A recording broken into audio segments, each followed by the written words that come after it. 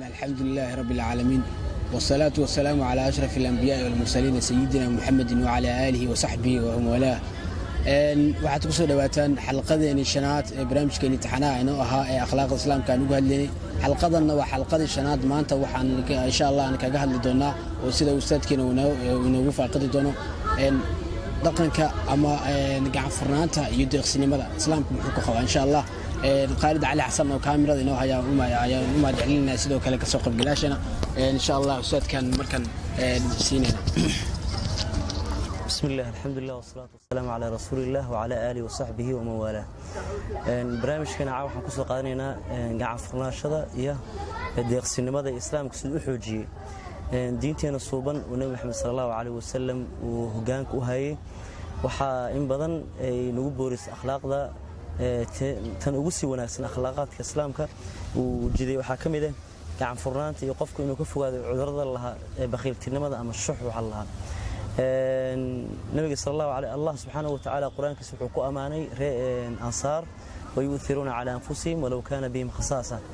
yani naftooda ayagoo baahi ay dareemayaan ay wax u dooreen walaalkood muslimka ah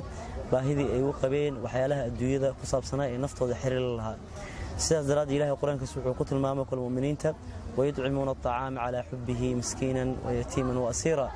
waxay quudinayaan dadkaas masaakiinta iyo faqiirka iyo agoonta ayagoo yani xubbi iyo jacayl u qaba waxyaalaha ay markaas bixinayaan sidaas daraadeed deeqsinimada ama gacan furnaashada saddex loo qaybiyaa i'taa'ul kabiir wa ibqaa'ul qaliil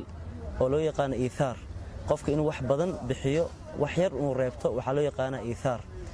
ama gacan furnaasho waa aayad ilaahay ku amaanay reer ansaar يا أيدي كلا ويطعمون الطعام على حبه مسكينا ويتيما وأسيرا قيبت اللباد والإبقاء بقدر الإعطاء يعني أنت بحسي إنها دبوا لي صالحان هذا كنت بقولها كنت بحسي كنت ريبتي نوع اسمه محي حلو يقانا حديثك وحاول لا يؤمن أحدكم حتى يحب لأخيه ما يحب لنفسه إنه هافك ولا لك سوء قراض